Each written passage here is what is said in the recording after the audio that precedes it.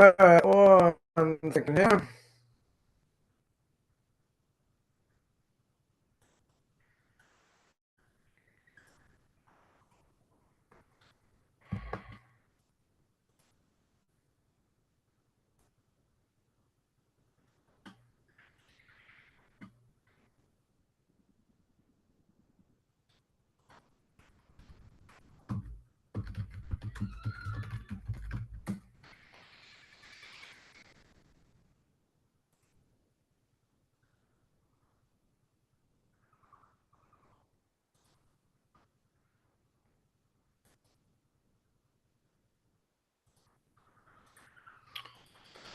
All right.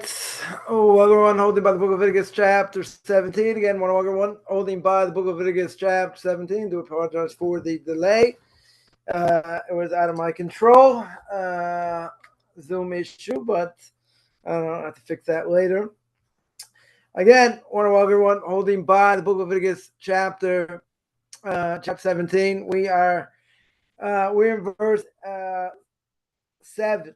Right, we're still working our way through verse 7. The Torah says, "Lo yizbachu oid et zivcheim v'seirim Hashem zoini machareim hukas oilam tieh zois lachem ledorois." Right, so it says over here that they're no longer going to slaughter the sacrifices to demons. Right, we're speaking about demons, spiritual forces. Right, after they went astray. Right, there shall be an eternal decree. 100% it will be an eternal decree for their generation. So we spoke, so we spoke about that last few weeks.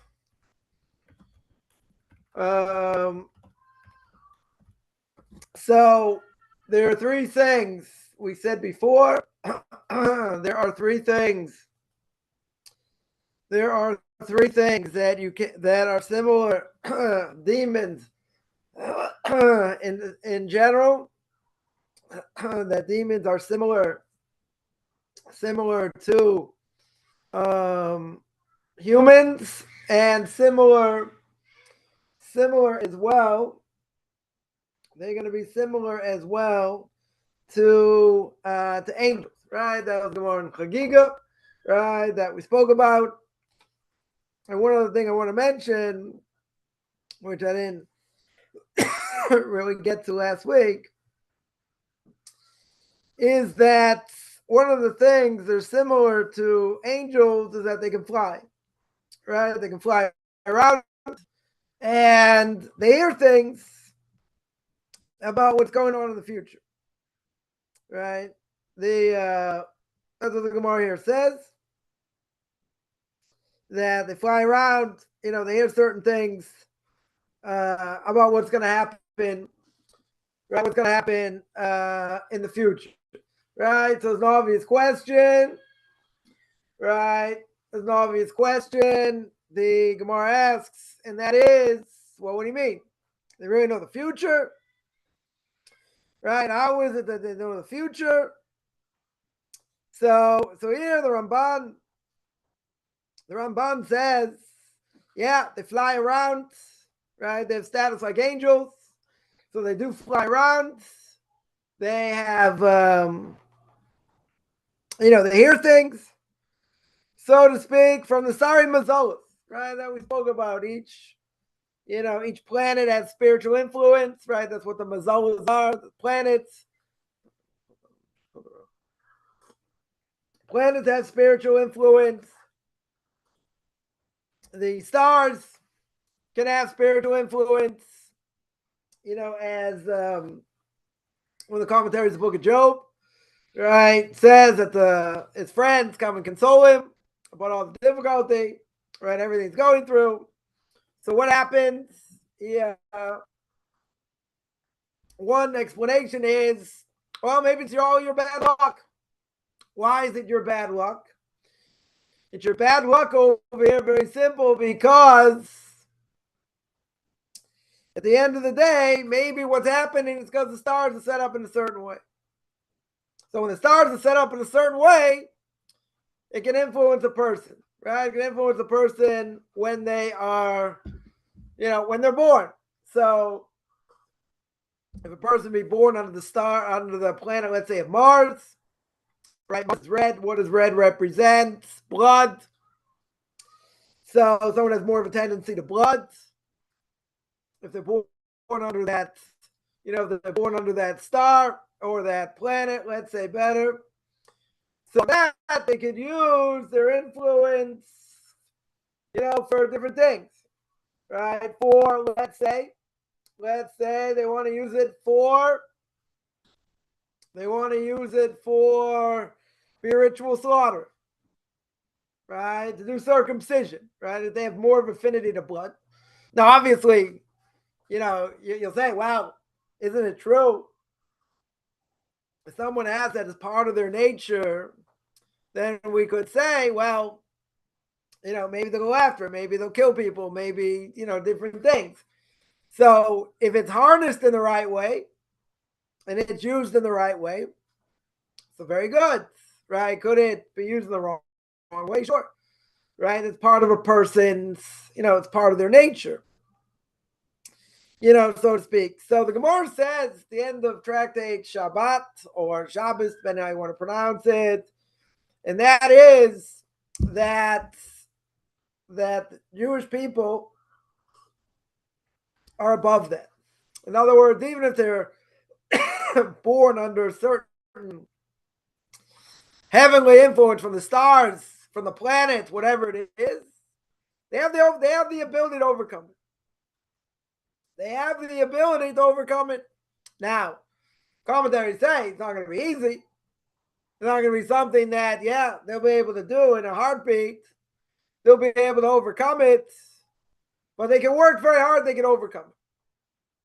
Now, a lot of this that the Ramchal speaks about, in Derech Hashem, about spiritual forces and, this type of thing. The Rambam also brings it down. He brings it down in More Nevuchim.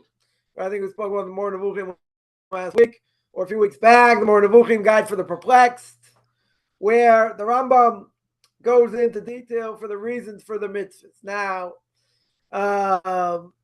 why did he write the Guide for the Perplexed? What was the purpose of the Guide for the Perplexed? Many Jews at that time were going astray by the philosophy of Aristotle and Socrates and all that. So he wrote a book. Explaining, Jewish response, right, and how we're supposed to respond,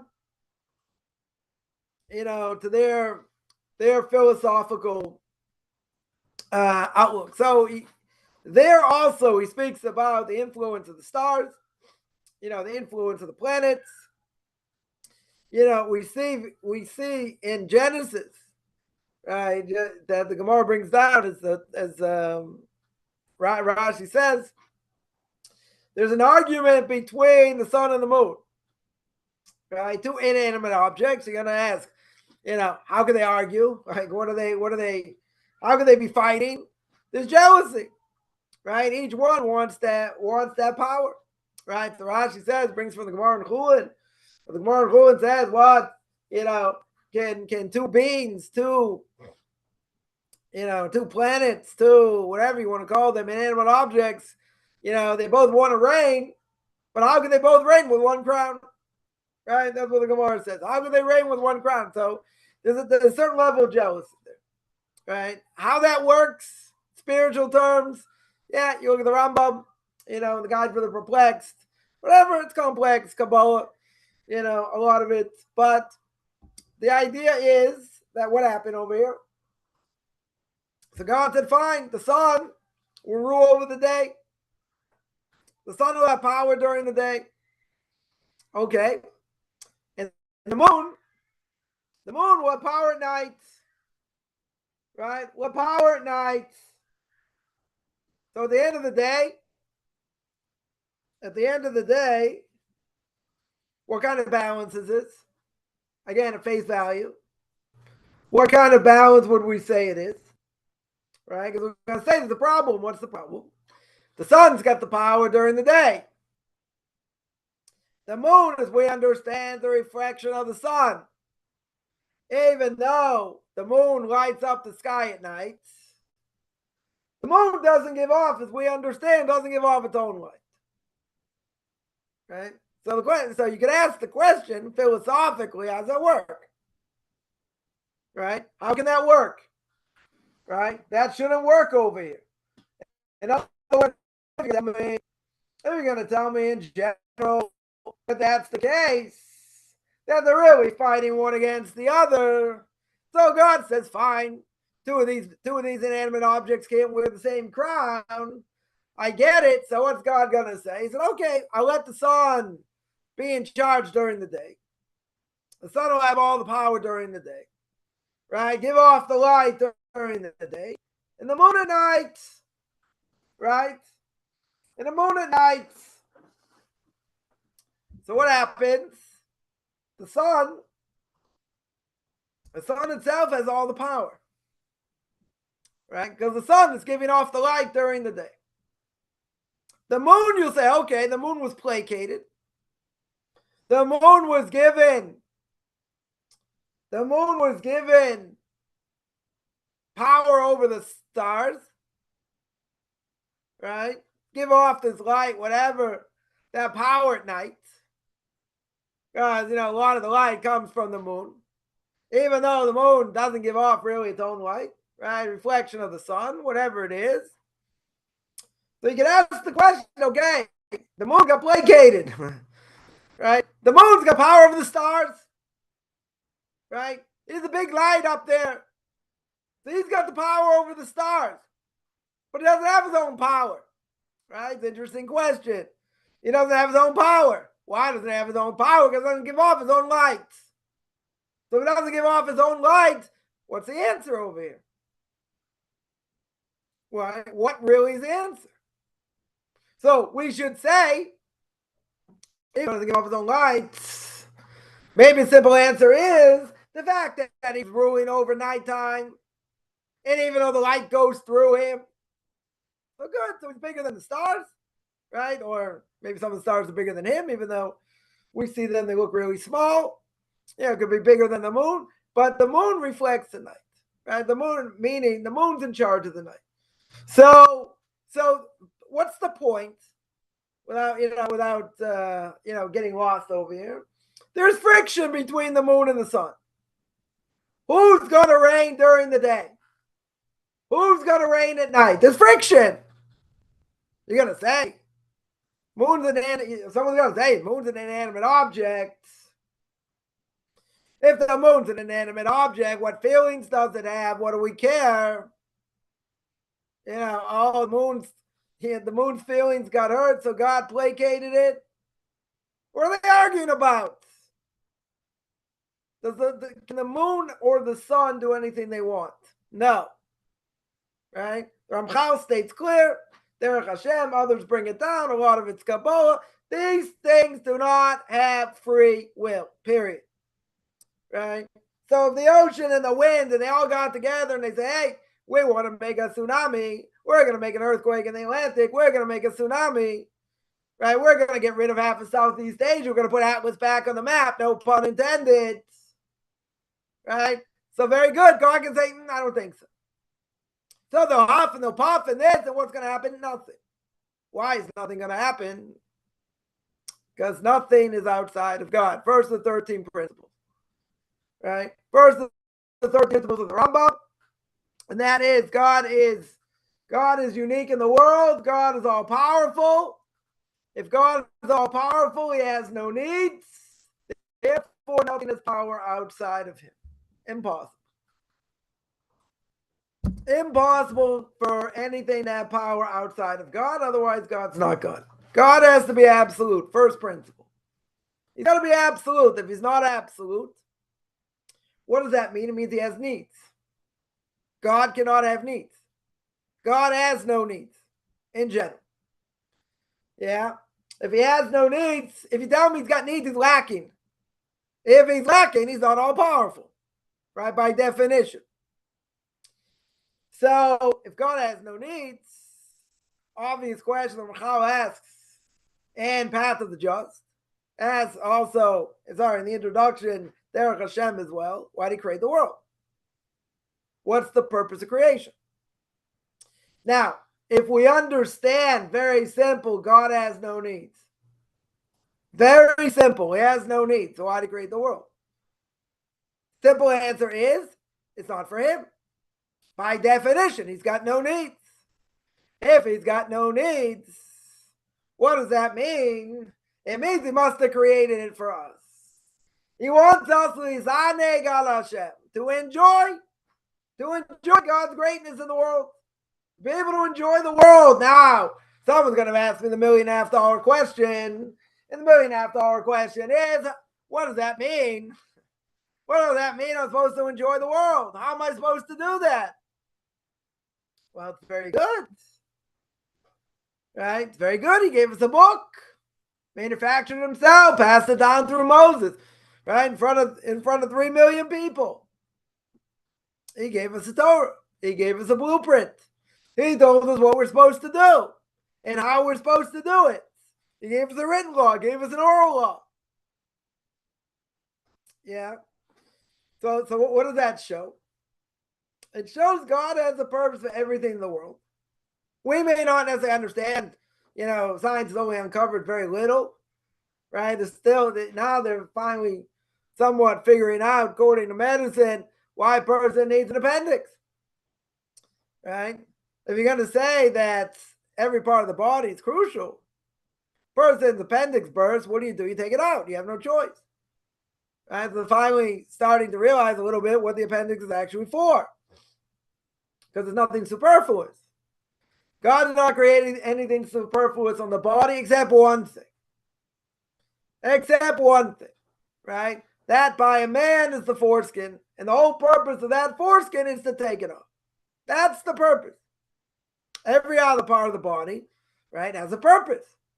Maybe we understand things better, we understand things less, whatever it is, but every part of the body has a function, right? Simply has a function. And that also has a function. What's the function? Take it off. That is the function, right? That is exactly the function.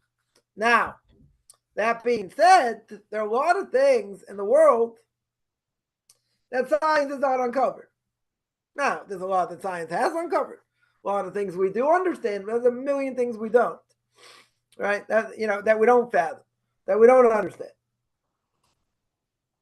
Right? We mentioned one of the reasons for kashrus, for Jews to keep kosher, is the fact that some say, we're not allowed to eat animals that eat other animals that are carnivores. Right? Why not? Because if we eat carnivores, we can take on the character trait. Right? We could, that could have an effect on us, even if we drain the blood and all that, that could have an effect on us. Now, what's the obvious question? The obvious question is science has not proven it. Science has not proven the connection between what we eat and how it affects us. Right? They'll say no connection. Just because you ate an animal that's carnivorous and that runs and chases after its prey, right? That has no effect on you. Right? That's what they'll say. That's never been proven. Okay.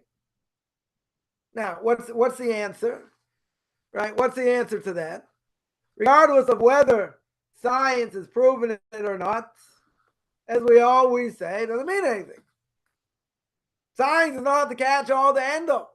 Plenty of things science has not proven. So is that a possibility?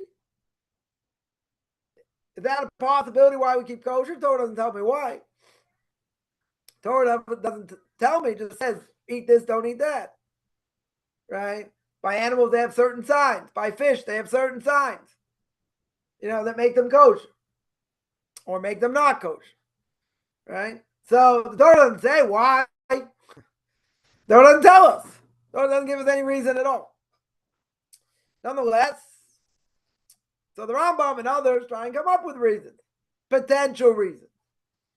Right? Gemara can bring down some reason. Maybe the Medrash brings down some reasons. Very good. But who says it's the reason? Could be 100 reasons. Could be 5 reasons. Could be 10 reasons. One thing just keep in mind, a person's learning, say, oh, this is, one of the commentaries says, yeah, this is the reason for this, that, and the other thing. Okay, that's the reason brought down. Is that the only reason? Not the only reason. Could be 100 reasons, right? Give an example. There's a difference of opinion among rabbinic authorities. If the reason for the mitzvah is gone, we don't do it, right? Meaning, if the reason doesn't apply, do I still have to keep it, right? That is the question. So some rabbinic authorities hold if the reason doesn't exist, doesn't apply, you don't do it. 100%, you don't do it. Others will say even if the reason doesn't apply, maybe it didn't apply then, maybe it still doesn't apply today, but who says it's the only reason? Right? Nobody says it's the only reason, right? So even though we try to understand the best of our ability, right? Keep that in mind. We do try to understand the best of our ability. Nonetheless, even if there are, I don't know, 2 reasons, 5 reasons, 10 reasons, 100 reasons, whatever it is, the rabbis didn't explain everything. They didn't give all the possibilities. They gave some, but they didn't give all the possibilities. So if they didn't give all the possibilities, how do I know what the reason is? And the answer is we don't. In other words, it could be for any number of reasons, but it does not mean it's the reason, right? Something to keep in mind. Yeah. So there's one thing I want to hit here is that what does it mean over here that these demons know the future, right? What level are we talking about that they know? Yeah, so the Ramban here says they don't know what's going to happen in future days. In other words, a demon, if you got a hold of him and say, okay, what's going to happen next month? What's going to happen with this? Or what's going to happen with that? What would they answer? We don't know. That's what they would answer. They would answer, we don't know. They only know things that are imminent, right? They can only know things that are going to happen today, tomorrow, maybe the next day, right? Very close by. They're not going to know things. They're not going to know things weeks in advance. That they're not going to know. Yeah, so that is what that's what the Ramban here says. And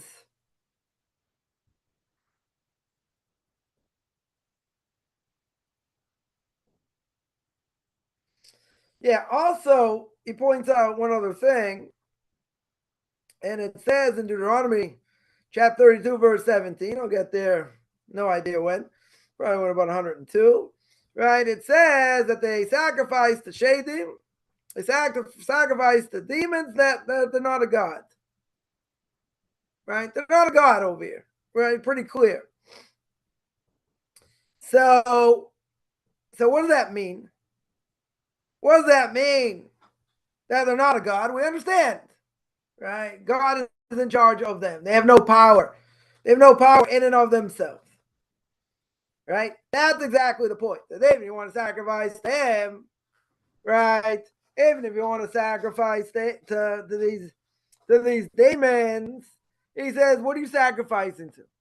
What essentially are you sacrificing to? Nothing. They don't have any power. They have no power over here, right? They don't have independent power. Can they cause damage? Yes. Right? Rabbis came in contact with them. Yeah, they can cause damage. They for sure can cause damage. Yeah, but at the end of the day, they can't change anything. They don't have the power to do anything. Right? That's what the Ramban here says. They don't have any power. You know, they can't do good, they can't do bad. I mean, yeah, they can cause damage. You come in contact with them, they could cause damage. Right? But why is he saying they're not good, they're not bad? Because they don't do anything. They have no power in the world. Why did God create them and what's the purpose? Okay, God has a lot of messengers. There's a purpose for them, whatever it is. And even if there is, even if if there's a purpose for whatever God wants from them, do they have power to change anything? Right? That's the question. Do they have power to change anything? Yes or no? And the answer is no. They have no power. They have no influence. Right? So the bottom line is, as the Ramchal says in Derech Hashem, a lot of things have power. Right? They are messengers. God uses them as messengers. And he uses them as messengers for whatever he wants. Now, the question is, does that mean they have independent power? Do they have independent power? What's the answer? Right? Let's see who's going to be a heretic here. What's the answer? Nothing has independent power. That's the answer. No thing in this world has independent power outside of God. In other words, the wind, fire, all these other elements in the world have no power unless God wills it that they should have power. They can't do whatever they want. Can't make typhoons whenever they want. Can't make, brush fires whenever they want. God's the one in charge. That's the problem. That way back, people worship these things because they thought they had independent power. They thought that God is so lofty. God's doing black holes, keeping the universe together. What's he going to do with this world? He put his lackeys in charge. All these other forces of nature. And forces of nature can fight against each other. Right? Can try to have power one against the other. But at the end of the day, God's in charge of all of it. They can't just do what they want. Right? But the mistake, and that's why idolatry became very big way back when, is the mistake is not these idols do things. They didn't think these idols, it's what they represented. Right? It's the fact that God is too lofty, God is too powerful. Why would he waste his time in this world? It's kind of, it's like someone makes someone draws up a big building. Right? They build this huge building, this huge skyscraper, whatever it is. You think the person developed it just walks away? He's got no connection. Too busy doing other things? I don't think so. Right? In other words, this is bread and butter. He started from scratch. They built it from scratch. Through all his ideas and how to put it together and what to do. Every nut and bolt and putting the thing together. He's not going to have a connection. Why would he have a connection? Why would he not have a connection? Right? So that was the mistake. God is so lofty up there. What do you have to have a connection there? So the answer is, right, God's in charge of everything. In charge of nature. Keeps the earth at a certain balance. Doesn't go outside of his axis, which is pretty amazing. Even though according to science, they'll explain to you how it works, that, Earth is in a certain orbit. Doesn't get too close to the sun, otherwise we'd be incinerated. Doesn't go too far back, we'd be like Pluto, frozen tundra, right? Even though Pluto got demoted as a planet. So a lot of things going on. You can say God's got more, better things to do than deal with this world. And the answer is, if he created the world, someone created something as a connection. And what they created, right? Simple. They have a connection. Why are these going to be aloof and disappear? Right? That was the mistake. So they said, they understand God's the one in charge. They didn't make that mistake. They weren't atheists like, what do you call it? The Amalek. That's what Amalek brought to the world. They brought absolute atheism and no such thing as supernatural. Very good. Right? That's what they brought to the world. But people who worship idols, they believed there was a God in the world. They just thought that, God's too lofty, so he's gonna delegate authority. He's gonna take a break. He's gonna be sipping pina coladas, doing other things. Why? Very simple. Because he got better things to do. That was the problem. Idolatry was very big. Very, very big way back. I mean, plenty of idolatry today also. But the sheer power of what it was and what it represented today, not the same. Right? It's definitely not the same. I don't think there's any question. Yeah, even though Hinduism and Buddhism and all those other things, that are idolatry, not the same. and not the same as the power it once had. Right? So the point is that demons themselves, which we don't really have contact with today anyway, right? They lost their power in many ways. But the fact is, the Ramban here says, others are going to say the same thing. They don't have independent power. They don't make decisions what's going to happen in the world, left or right. They don't make no decisions. The Ramban is just pointing out the fact that how do they know certain things in the future? It cannot be far in the future. That's what he's saying. Because they fly around, they hear things. Okay. But they only hear things what's going to be today, tomorrow, the next day. 2 weeks, 3 weeks later, they don't know what's going on. They have no idea what's going on. Maybe, Birdie told them something. I don't know. But it's not going to happen. Right? It's not going to happen. But the point is, for whatever reason, God created them. For whatever reason, the point is they don't have independent power. Not only don't they have independent power, they can't do whatever they want. They cannot do whatever they want. They have no power to, for anything. For any outcome in the world. They have no power. They are a force that God uses for whatever reason. They just happen to be in a physical body. The ability to do things like men, like mankind. And to do things like angels. Now, why did God specifically create okay, this is all Kabbalah. Why create it from, from a few from the fundamental sources in the world, from fire, from water, whatever it is. God put them together, and then when they die, these elements, break apart. What's his purpose for that? Good question. If I was God, I'd tell you. Right? But these things have a purpose for whatever he wants. And he uses spiritual things, angels. As we see in this week, we just read, sent 2 angels to destroy Sodom. Right? You see 2 things. One is that, when God gives them a message, tells them to do something, they do one thing, they don't multitask.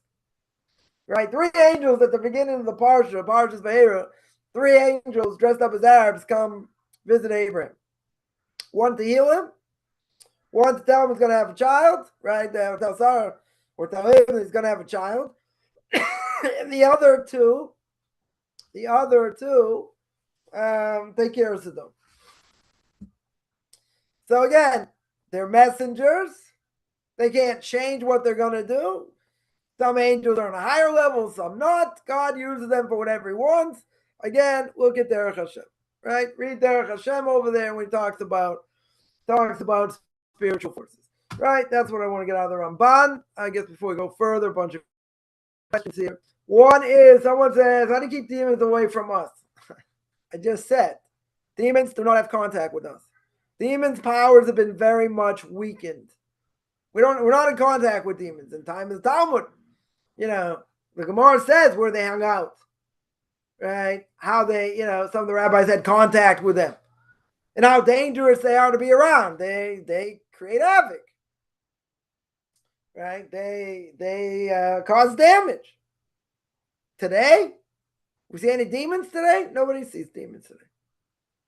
Nobody sees demons. Their power has been very, very much weakened.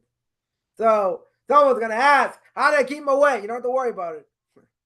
The demons aren't coming towards us, right? They have no effect in this world today, at least as what we see. So that you don't have to worry, right? So yeah, there are evil people out there. Yeah, true. There are evil people out there, who want to go against God. And they don't care, even if they don't know very much, 100%. So yeah, those people you got to try and stay away from. You got to be careful who you hang out with, that's for sure. Right? So, it's true. People we have to stay away from. Demons? Who's worried about demons? I don't know anybody's worried about demons today. Of the top, let's say 10 things plaguing the Jewish people.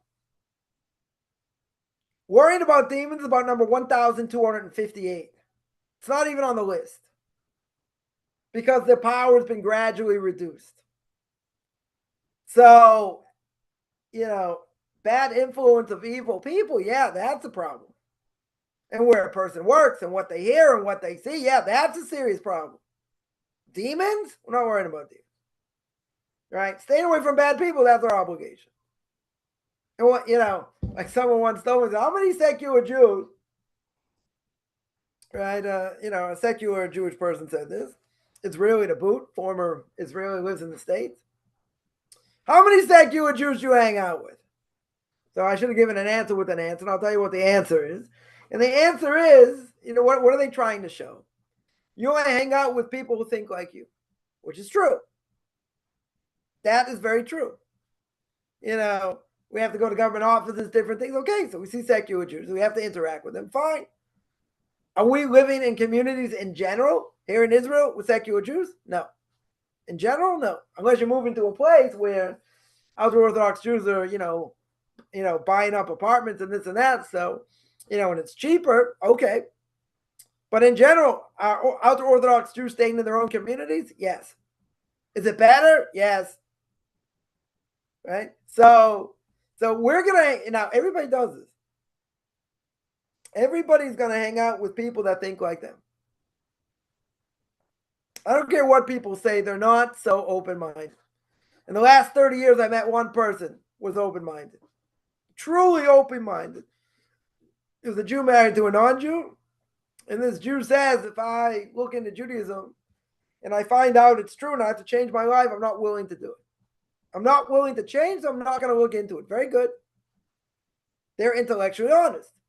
Everyone else will give you excuses and give you Webster's 8th definition. Why ain't the marriage, doesn't mean this, he meant that generation or generation they went into the land, or it's not so bad now, or nobody cares about it, whatever. It's not about whether it's true, it's not true. They make it up as they go along. This doesn't fit my world agenda. Okay, so it doesn't fit your world agenda. And you move on. But everyone's got their agenda. It's not, it's not about being intellectually honest. It's not about, being intellectually honest. Right? So what's the answer over here? So when someone says, oh, you'll hang out with people who think like you, like how many secular people do you hang out with? You know what the answer is? The answer is, okay, how many Orthodox Jews live in your neighborhood? How many Orthodox Jews you want to live with in your neighborhood? That's the answer. See, they're going to pin it on you. And they're going to say you only hang out with people that are like-minded, so does everybody else. You think people who are Republican are really going to speak to progressives and Democrats? I don't think so. I heard someone talk over the summer. It's kind of funny. Yeah, I live in a certain place. Yeah, because I don't want to live in a red place. I don't want to live in a Republican place, so to speak. I want to be with the liberals. I don't want to be with people who don't think like them. Not at all. You think someone's LGBTQ wants to live nearby someone's homophobic? I don't think so. Most likely not. They won't say to each their own because they're going to ram it down everybody's throat. But at the end of the day, most people, they can claim they're open-minded as much as they want. They do not hang out with people who do not think similar to them. Yeah. Someone who's a Republican is not hanging out with the diehard liberal. Not going to happen, period. Not going to happen. I don't care what they say. It's not going to happen. Live and let live. No. There's a lot of friction in the world. Nobody talks to each other. They talk at each other. Nobody hears what the other person says. Yeah. So yeah, I would agree. We got to stay away from bad people. True. Got to be careful what people say. Got to be careful what we see. But 100%, we're not worried about demons. Nobody is worrying. Nobody's worrying about demons. Right? They don't contact us, period. We wouldn't know a demon if it, knocked us on our face. We wouldn't know that's a demon or not. And most likely it will not be. It won't be someone dressed up as one. They don't have the same power they used to. Right? It's not an issue. Right? So, what about, so somebody now asks, so what about, What about contacting demons and Ouija boards and all that? It's forbidden. 100% forbidden. Bringing up souls, Ouija boards, right? These things are real, right? I spoke about it a number of times. These things you don't have to be on a high level to do. A few certain incantations. That a person can do anything, seemingly. That power over angels, different things. Forbidden for Jews and non-Jews. Playing with fire, playing with swords that shouldn't be playing with.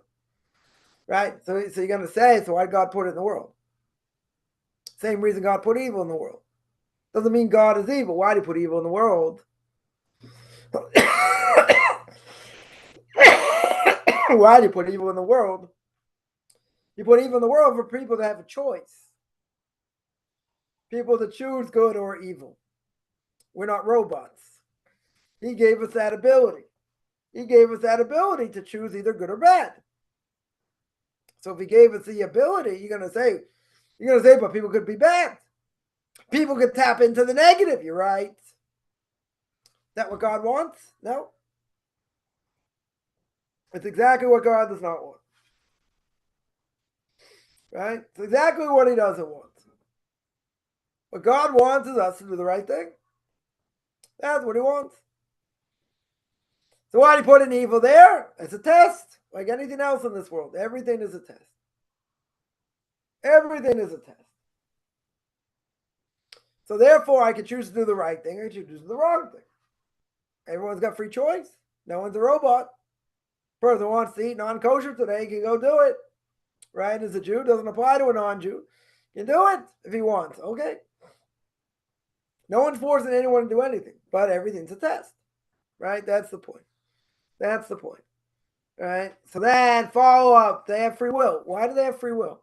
What did we just say? We just said these things do not have free will.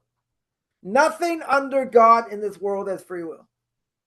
Plants don't have free will. Animals, programmed DNA, wind, fire, water, these things have no free will. You're going to say, but they're in human form, so what? They're spiritual also. They're a spiritual force, even though they're in a human form. If that is the case, they have free will. Spiritual forces have free will? No. They don't have free will. Yeah. Question here.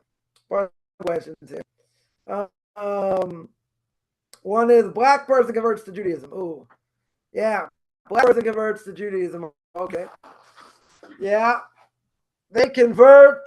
What about the curse of Ham? Does that apply? So anyone who converts has the status of a katan shenolad adam, like a newborn baby. Does a newborn baby have a status of this curse? No. Their status goes away. That status will go away. First of all, Ham's not a Jew. Right? Let's keep that in mind. No one says Ham is Jewish here. No one says Noach is Jewish here. Right? So if he's not Jewish and you become a Jew and a person's black, guess what? You got a clean slate. That curse shouldn't apply. You got a clean slate.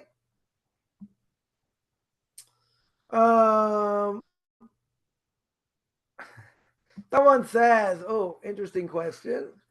Taxes clearly funded the rockets fired by Hamas. Yeah, there's an obligation to pay it. Yeah, funding FEMA camps. Yeah, it's quite clearly not a good thing for Jews. Yeah. So I have this question. Let's say you're paying taxes to your municipality. Yeah. Most likely people have to pay taxes. Here in Israel, if you rent an apartment, you rent a house, you have to pay taxes. You have to pay taxes, not the owner. Right? Pay certain amount every month. So what if it's a secular municipality and they use those taxes for who knows what? Am I liable? Not liable. I'm not telling them to use it. Some people would say, yeah, you should lie. You should say you don't make enough money, pay very little. Even if you pay very little, let's say get 80%. 80% taken off. So let's say 20% of the value of what you're supposed to pay. Do you have to say where it goes?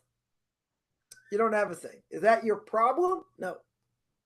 It's not your problem. It's indirect at best. You're not telling them where to send it. You're going to say, if you know where they're sending it, right, so you're going to, so then you got a problem with the law of the land. That is the law of the land. Law of the land is I got to pay taxes, right? Law of the land is wherever the money goes. So you can say, but I don't want to go in there, right? You don't want to go in there. Okay. Do you have a choice? You have elected officials. Yeah.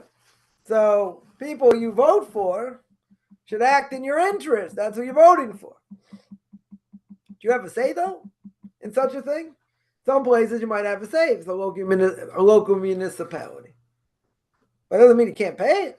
They'll put you in jail. No. They'll fine you up the gazoo until you pay it. So I would say, you're right. Paying it could go to, to terrible things. So what's your alternative? So give me an alternative. Give me an alternative. What's the alternative? There is no alternative. What are you going to do? Squat on your own land? So you're going to pay, water and, I don't know, you pay water, electricity. And what if the electricity is being funded for that? Also, you're giving electricity to, people that hate Jews all over the world. Look at these countries, you're paying for electricity. Why pay electricity? I mean, I could go on, all these different things that are being used that could be definitely used against Jews. Right? Do you have a choice? Can you go up to the electric company and say, I'm not paying you because you're providing electricity to these bums and whatever? These scumbags? I don't think it's going to help. They'll shut you off. Right? You don't have a say. It's not something you would be exempt from. Again, you want to tell me, maybe halachically, I don't have to pay taxes. Yeah? And what about the law of the land? The law of the land doesn't exempt you for everything. Right? In other words, if Torah goes, this is a big discussion. If Torah goes against the law of the land, yeah, communist Russia is still alive and well. Yeah. It used to be, you want to circumcise your kid, you could die for it. They could put you in jail, the KGB, as they would say here, or the KGB. Do you have an obligation if you have a son? Son is Jewish, 8 days circumcised, you have an obligation. I might cost you your life. Do it in secret. You do it to the best of your ability when no one's going to find out. The law of the land says you can't, you have to desecrate Shabbos. Kids were in schools. This is the former Soviet Union.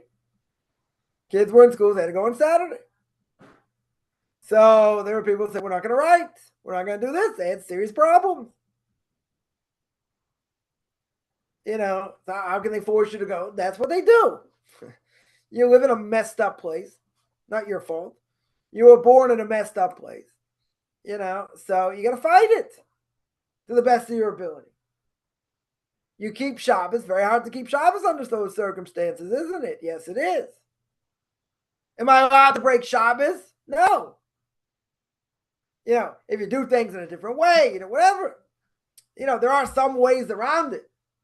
There are definitely some ways around it. You're going to have a really hard time, though. Extremely hard time. So the law of the land says you got to go to school on Shabbos. I don't have to, And what happens if you don't go? So the question is, what are the repercussions? What are the repercussions? Everybody knows former Soviet Union and Jews wanted to leave. If they were, if they want to go to Israel and they find out and they got rejected, they lost their jobs. That's why they're called refuseniks. They refused to leave. They won't let them go. There are all kinds of repercussions. I'm not saying it's fair. I'm not saying it's right.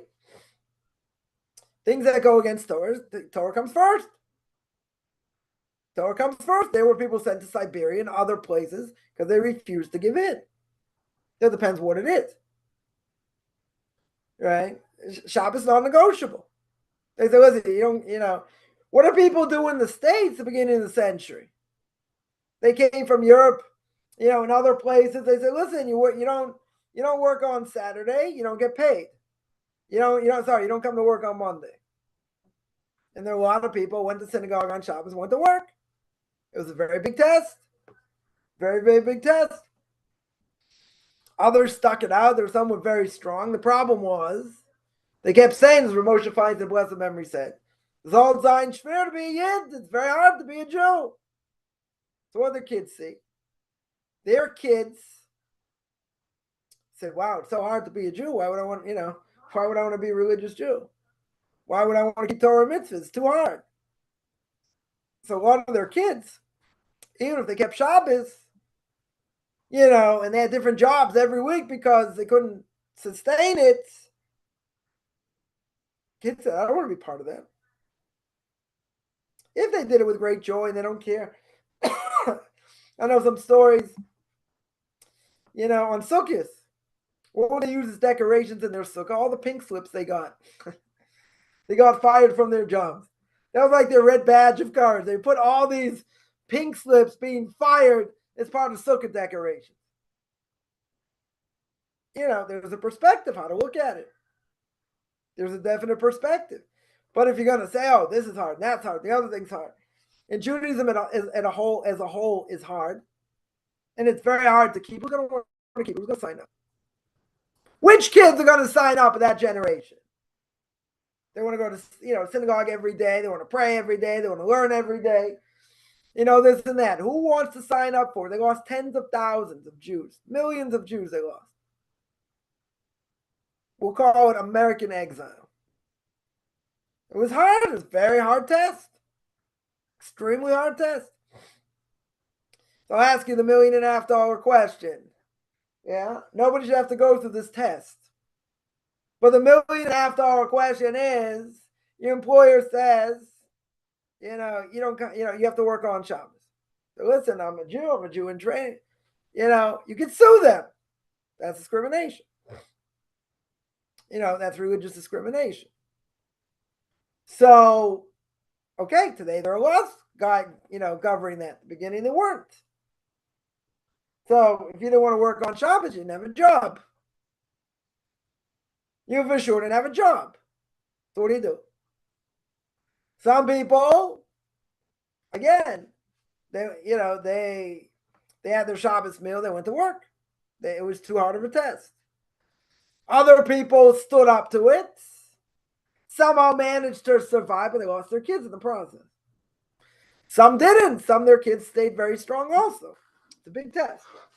So the law of the land comes along and says, I want you to do this, that, and the other thing. And it goes against the heart of what Torah is, and you can't compromise. What do you do? So I tell people, at the earliest time possible, you tell your boss, whatever you're doing, you can't work on Shabbos. Can't come in on Shabbos.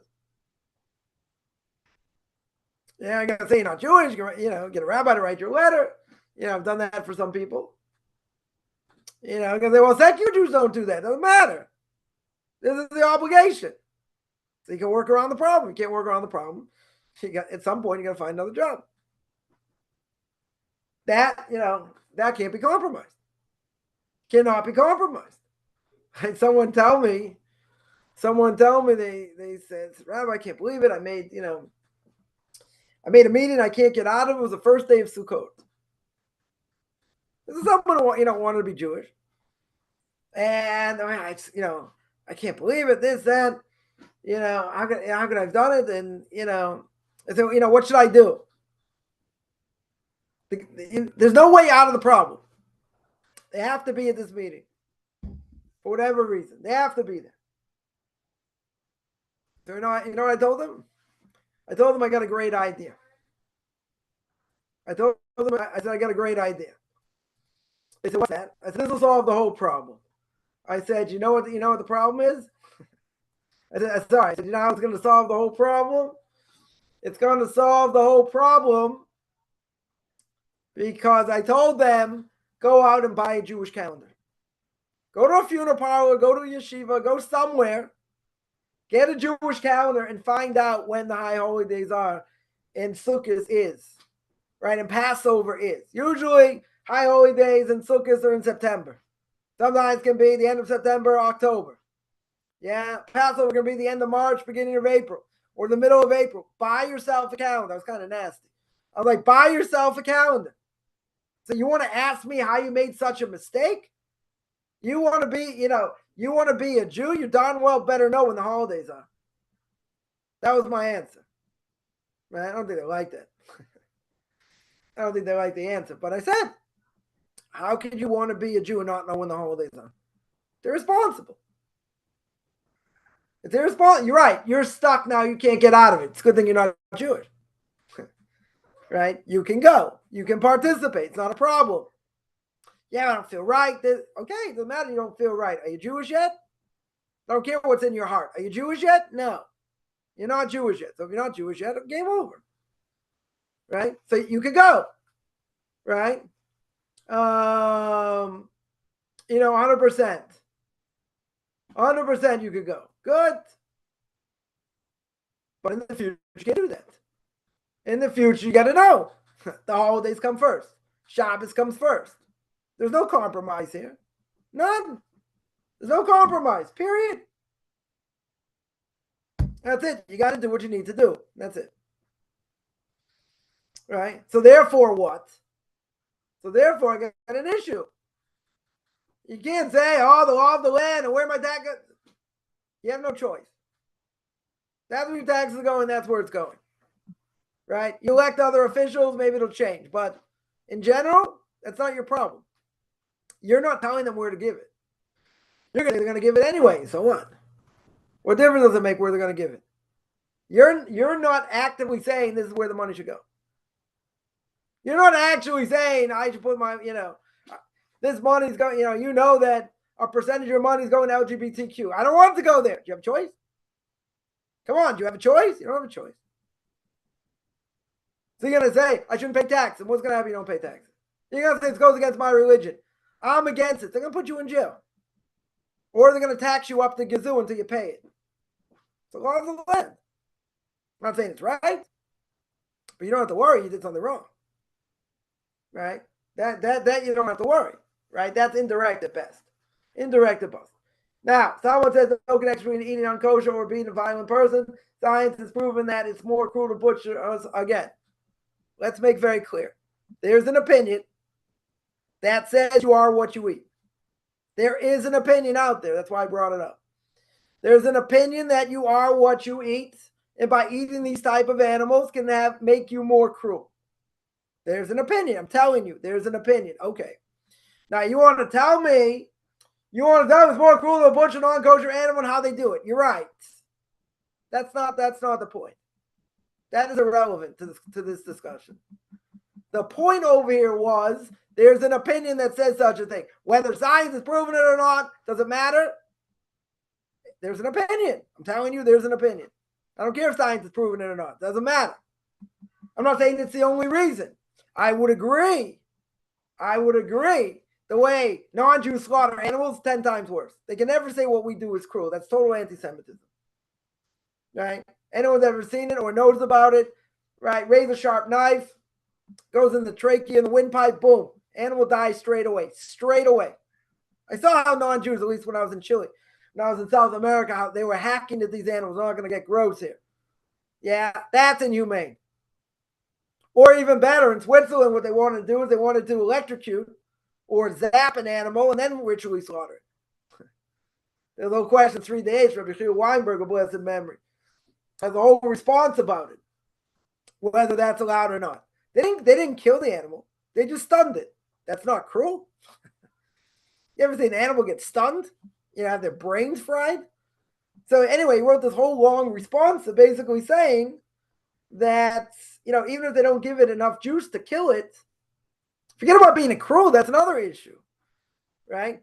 But if you ritually slaughter it at that point, there are some, what do you call it? There's some limbs or whatever parts of the body on the inside that showed they were fried. Let's say the liver, the pancreas, one of these things. One of these internal organs, that's what I was thinking of. One of these internal, some of these internal organs, even if they didn't give it enough juice to kill the animal, they made it into a treifa. They made their 18 signs to make it into a treifa. I don't want to go into it, but they're meaning that if this happens to an animal, let's say you get a hole in the head, you get a hole in the heart, or something like that, the animal will not live within 12 months. Right? That's called the treifa. So the 3-day Aish, Rabbi Weinberg said, you see, even if they give it a little bit of juice, they fry it a little bit, they could destroy some of the organs to make it into a treifa. So he said that's forbidden. Not just because it's cruel.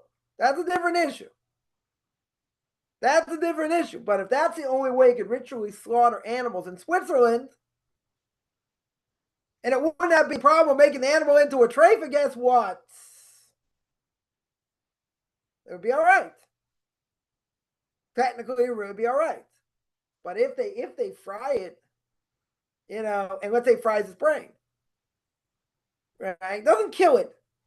It just fries the brain a little bit. That makes it into a treifa, right? Or it does something to an internal organ, another organ. So it's not the amount of juice that it gives. It doesn't have to kill the animal. You're going to tell me, well, it stuns it. Very good. I mean, it's also cruel, but it stuns it. Okay. Even if you ritually slaughter it at that point, you have internal organs that could be totally fried and made into a treifa. That's why it's a problem, right? You made a treifa. That's essentially the problem. Now, so again, I agree. And I said this, science has not proven it makes you cruel, right? If you eat these type of animals, right? There is an opinion, even though science hasn't proven it, to say that's not true. That is not true. There is an opinion that says you are what you eat, right? That was my point. I agree. Science hasn't proven it. Okay. Doesn't mean it's not true. I can tell you a lot of things science hasn't proven, that they make all kinds of claims, evolution being one of them, right? But they make all kinds of claims that aren't true, right? And they have all kinds of crazy theories. So what? Hasn't been proven why they open in their mouths, because they have an agenda. Very good. But science has only, uncovered very little. Think about what science has uncovered and what's still out there. There are a billion things science doesn't know. A billion things they don't know. Okay?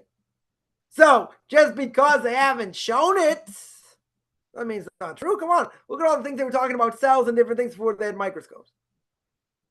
Before they could actually see how a cell works. Let's analyze that for a second. They based on scientific theories and all kinds of things. Did they see it? Did they see it with their own eyes? No.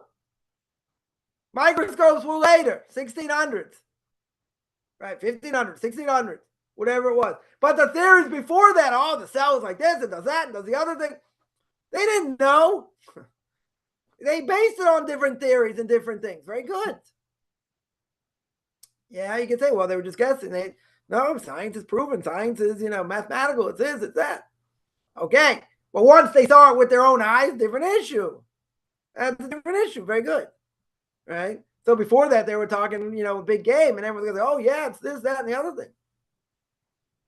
But if they haven't proven it, doesn't mean it's not true. Right? There could be 100 different reasons why we don't eat, certain animals. Okay. There could be a lot of different reasons. I'm telling you, this is one of them. This is a potential reason. Is it the reason? No. Has it been proven? No. Does it mean it's not true? No. Doesn't mean it's not true. Could be true. Could definitely be true. Maybe one day science will find it. Maybe not. I'm just pointing it out. There are a lot of things that science is, not proven. Doesn't mean it's not true. Sometimes they're eating pigs, crustaceans, insects. It's called abomination. Something disgusting and evil, right? Okay. Homosexuality, all same thing. Eating clean animals that have not been slaughtered kosher while not permitted for Jews and not described in such a harsh way. Okay, so you're right. The Torah says, if you ritually slaughter an animal, you make it treif. right? You nick the knife, you hit a bone, whatever, you make the animal treif now. Let's say the animal you can't eat. The animal's called treif. Well, let's say the animal, before you ritually slaughtered it, you're about to do it, or you do part of it, and then the animal dies of a heart attack. Right? That's called nevela. Right? Nevela means carrying. It didn't die through ritual slaughter. You're right. The Torah doesn't call it an abomination. The Torah said you can't eat it. Right? You're not allowed to eat it. There are certain things. Yeah, the Torah does call it an abomination. Remember, by homosexuality calls the act, not the person. Calls the act of somebody doing that as disgusting. Eating these things, now, very interesting. It's called an abomination. Think about it. People would say shrimp, shrimp. Further, I'm going to say, oh, that's disgusting. How could I ever eat it? I mean, think about it. Shrimp are like cockroaches of the ocean. But people love to eat shrimp. But that's what it is. That's what it is, essentially. So it's not. So we don't say, oh, it's so disgusting. And this and that. We say it's probably very tasty. Right? It's probably extremely tasty. Problem is, my father never says I can't eat it. That's a major difference. Right? That's a major difference. So some things are worse. True. Right? Some things, you're eating, you're eating insects and different things. I can understand maybe in some places, they eat anything that moves because they just have no food. They have much less food. Right? So they'll eat insects, they'll eat rodents, they'll eat, I don't know. They'll eat cats and dogs and different things. Yeah. So they'll eat anything. Why is that? Very interesting. We think, the Western world, we think that's gross. We're going to eat chocolate covered ants and other things. Most people never touch it. Yeah. There are other countries. What's the problem? Nice and tasty, right? High in protein, right? You want to be, someone is Spartic, have a tradition on different types of grasshoppers that are kosher. Very, supposed to be high in protein. Very good. Anyone want to eat one? I don't think so. Most people are probably not going to touch it. They're going to be grossed out by it. I get it. Right? So, yeah, eating these creepy, crawly things, you'll say they get into stuff. It's not healthy. Doesn't matter if you cook it. It's gross. We think it's gross. In general, not everything's called an abomination. Non-kosher food is not necessarily called an abomination. God just says don't eat it. There are certain things that are. I agree. Right? That's what that's what the Torah says. But it is interesting. Just saying that. It comes to all these other anti-Semitic countries, whatever, they do not want to have ritual slaughter, like in Scandinavia and other places. Because it's cruel. The way we keep animals is cruel. Maybe it is. Right? Maybe, we have what to learn how to keep the animals properly. Okay. How can you say if you have a knife, again, we'll keep this clean, I don't know what it's eating, right? You got a knife that is sharp as you can't imagine, right? Extremely, extremely sharp, right? Sharp as fire. You hold down the animal, someone's holding down the animal, whatever the case is. You go in, the ritual slaughter goes in, cuts the windpipe, cuts the trachea, one shot. Boom, goes boom, in and out, right? No nicks, doesn't hit a bone, nothing. In and out. Okay, the animal dies instantaneously. Instant by a cow. I've seen it by cows. Seen it by birds. By chickens. As well. But you see it. That type of animal, huge animal, right? Cow is a big animal. Anyone's never seen a cow? It's a big animal. Yeah. So that animal dies instantaneously. How can anyone in their right mind? They're not in the right mind. So that's the answer. But how can anyone in their right mind say that's cruel? Right? How can they say that's cruel? Someone here mentioned, saw my own eyes also. Take a live lobster. How do you kill a live lobster? How do you cook it? Hot boiling water. That's not cruel. It can't get out. It can't get out. It's got its claws. What do you call it? Its claws are tied, so it can get to you, whatever. You stick it in these big pots, in these huge pots, and you boil them to death. How is that not cruel? People say it's the way you cook it. They don't think about it. And, it is what it is. You stick it in there, you boil it alive. That's pretty gross, right? And I mean, that's pretty cruel, if you think about it. So, it's crazy, right? That they're gonna say what we do is cruel, right? And again, I thought we're on South America. I can't say for other places, but I just watched a few of these animals be killed. They were, they were just hacking at this animal. This animal was like bellowing. It's awful to see the pain this animal was in, and they're just like hacking it till it died. But what we do is cruel. That's called anti-Semitism. That's what it is. Because that makes no sense. They can hack the animal to death, stun it, fry its brain, kill it that way or whatever. And we go in and out in 2 seconds the animal dies. Yeah, that's not normal. That's definitely not normal. Someone here mentions that, video showed YouTube by Rabbi Yaron Ruvay, explains how cruel and painful it is for a pig to be slaughtered. Okay. Yeah, and recommend how much pain and hate could be felt in final moments. But you know what? I'm going to tell you a very scary thing. People don't care. They want to eat it. They're not watching how it's slaughtered or not. I guarantee you, even if they did, is that going to stop them from eating it? I don't think so. They don't care. First of all, people aren't going to see it. Yeah. But even if you were to explain to them how it's done, right? I'll give an example. Veal. Is veal kosher? Yes. Would some rabbis tell you not to eat it? Yes. Why not? Right? Because they're killed. They're put in a cage. So they can't move around too much. So their meat is more tender. Now, does that make the animal not kosher? No. If the animal is ritually slaughtered, could I eat it? I could eat it. 100%, I could eat it. So if that's true, then it's only a moral issue. Doesn't mean the animal's not kosher. It's just the way it's kept is not good. That doesn't nullify the fact that it's kosher. Right? But again, we're not thinking in these terms, most people. And I don't think, most people who are going to eat these things, I don't think they care. I don't think they care how they're made. How they're slaughtered. I don't think it bothers them. Right? You have some people, PETA activists, whatever, cruelty to animals and all that. Yeah. Ever say an alligator farm, what they do? How they kill, what they do, to tame alligators. Breaking their backs and doing other things so they can't move around. Eventually going to skin them and whatever. There's a lot of cruelty goes on to animals. I don't think there's any question. Right? We're not allowed to be cruel. We're allowed to eat them. We're allowed to, ritually slaughter the ones that are kosher. We're allowed to eat them. Can't be cruel. Right? Everybody else out there, I guarantee, however they're doing it, there's some act of cruelty there. I don't think there's any question. Right? Because they don't have these laws.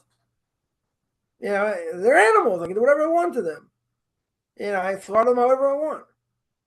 Okay, you got to be humane. You got to be humane. Why ain't all these places like shut down for what they do? For how they keep them? Probably a lot of them probably kept in, very inhumane things and how they, what they do to them. We're not thinking about that. For Jews, we're held to a higher standard. We got to, keep them properly. Can't abuse them. We're allowed to slaughter them. We're allowed to eat them. But it can't be cruel. But boiling an animal alive, that's pretty cruel. That is definitely pretty cruel. And some of these other animals, I'm sure how they're slaughtered, I'm sure it's not pretty. I'm definitely sure it's not pretty. And I think, and again, I would go on record saying, it's a good thing we're recording here, right? I would go on record saying that if most people, even if they would know how they're slaughtered, I don't think they would care. I don't think they would care. It wouldn't stop them from eating it.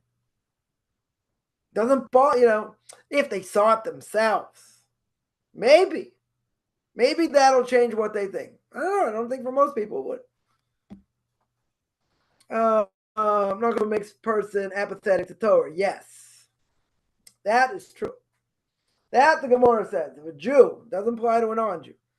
If a Jew eats non-kosher meat, non-kosher food, it makes them apathetic. It dulls the spirit. Right? There are a lot of Jews out there today, no connection to Torah mitzvahs. These people are the hardest ones to bring back because they're apathetic. Someone who's apathetic is like, yeah, you need a nuclear bomb to go off in front of them for them to change. That doesn't apply to a non-Jew, right? So there the Gemara says that's a direct effect. That's not just for meat, right? It's eating anything that's non-kosher. That's one of the things someone's becoming religious. Exactly would do. There are two things that will tell the person. One is they start keeping kosher. And the second thing is they just start keeping Shabbos. Kosher, I understand. Kosher makes a lot of sense because you got to get all that garbage out of your system. Because a lot of people won't be able to hear Torah, because they're apathetic. So you got to get all that garbage out of their system. Now, Shabbos is also pretty crucial for them to start keeping because if you start keeping Shabbos, it's like you kept all the Torah. It's like, you believe God created the world. So, those things go hand in hand, so to speak. But 100%, the Gemara says you are affected. So, let's go back to what we said before. If the Gemara says you are affected by it, now again, the science has to prove that. You'll say, well, science should prove it. Okay. Maybe science should prove it, but it hasn't yet. That mean the Gemara is wrong? Doesn't mean the Gemara is wrong. Gemara's only giving you one reason. Gemara can give you 100 reasons. But again, if the Gemara says that it affects you in a negative way, it affects the Jew in a negative way, right? So that means that what you eat has an effect, even if science has not shown that. Right? Doesn't mean that's the only reason, but that's a huge thing, right? That is a huge thing over here. The fact that the Gemara says when a Jew eats something non-kosher, it affects him negatively. It has a negative effect. Now, you want to tell me, well, that's never been proven. Okay. Doesn't matter if it's never been proven. They're telling you it's a fact. Whether science uncovers it now, tomorrow, the next day, 20 years, 50 years, 100 years, it doesn't matter. It has a negative effect. Non-Jew, it has no effect. Right? There's a Kli brings down in the laws of kashrus, I think Leviticus Chapter 11. When he talks about kosher animals, what you're allowed to eat, not allowed to eat, he says the non-Jews eat all this stuff, anything that moves in a lot of places, and it doesn't affect them in a negative way. It has no effect on them. It's like a placebo. Right? So non-Jews would say, yeah, it's part of the no-hide laws, we should keep kosher. So it says the Kli over there. Why? It doesn't affect them. It has no effect on the soul, like a Jew. If it doesn't have an effect, says the Kli why would they do it? So you get these fired up. No-hide's going to say, I want to be almost like a Jew. I'm going to do this like a Jew. It's like wearing a talus that has one string cut off. Right? This woman goes to Rav Yosef Ber Soloveitchik, blessed memory, and says she wants to wear a talus. It's fine. Here's a talus. Go wear it. She comes back 2 weeks later and says, you don't understand. All spirituality I felt. I want to thank you so much for letting me do this mitzvah. He goes, what mitzvah? This is you gave me a talus. You gave me this prayer shawl to wear. So I thank you because I felt all these spiritual vibes and all this.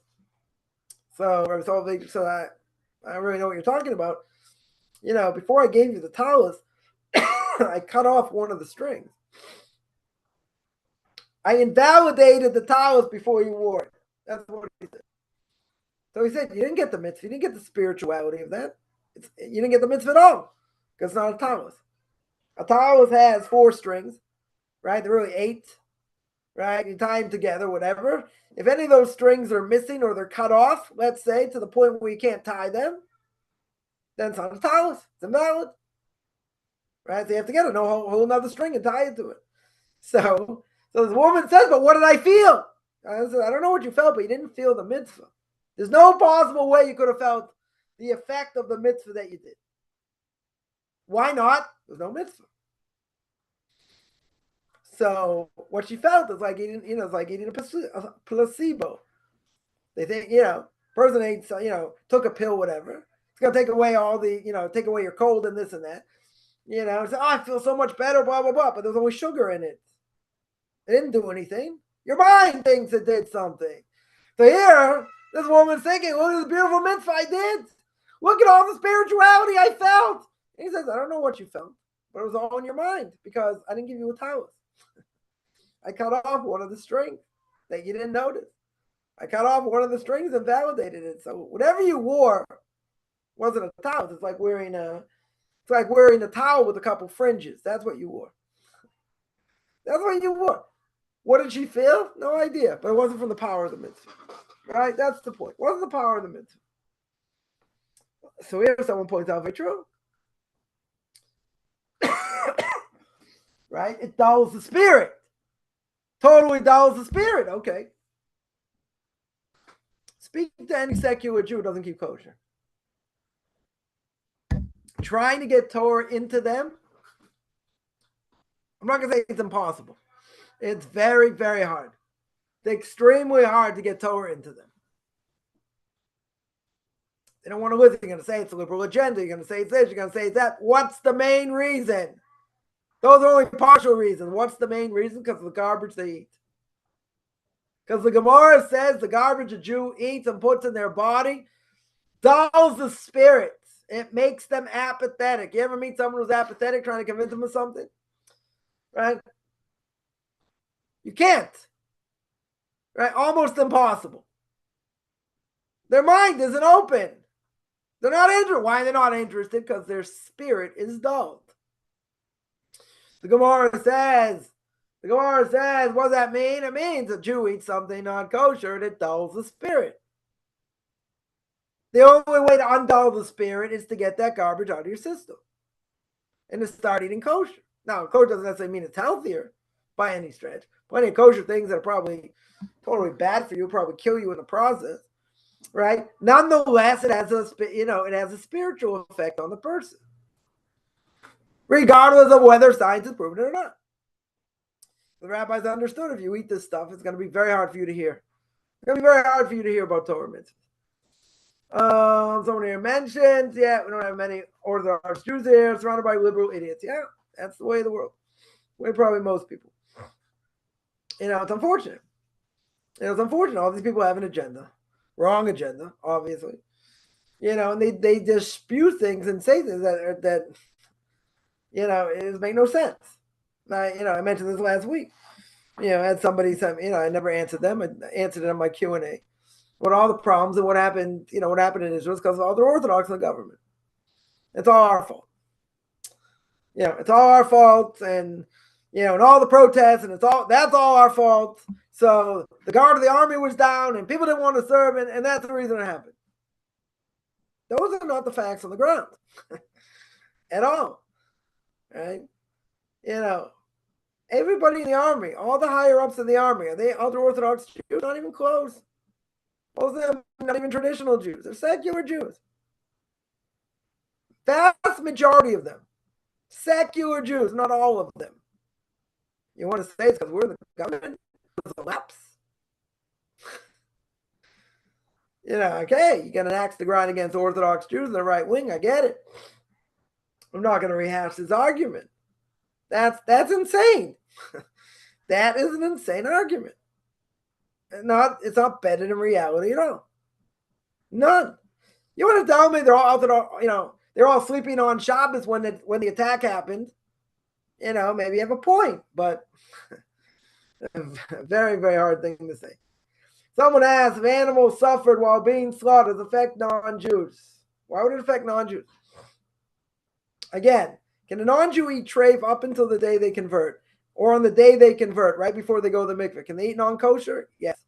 Does non-kosher affect a non-Jew as it does a Jew? No. Has no effect. So even if the animal suffered and was ritually slaughtered, a non-Jew ate it, does that have an effect on a non-Jew? No. Does it have an effect on a Jew? Let's ask the other way. Does it have an effect on a Jew? No. Right? I'm not saying it's a good thing that the animal should suffer, but even if the animal suffers, again, veal is a good example. That the animal suffers.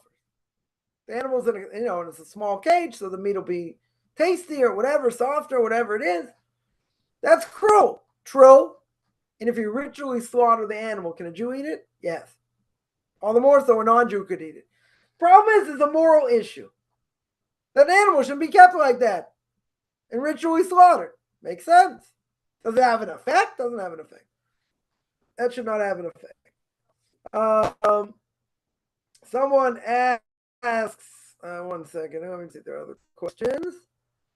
Go to diet food for the athlete. All right. Someone asks, can no-odds play violent games? Video games. Demonic symbols in it. I don't think that matters. Whether I would say if there are immoral things going on, yeah, that would be an issue. But even for a non-Jew, it shouldn't necessarily apply. Right? I just got this question earlier. Just bring this up here. One second, where is it? Someone said,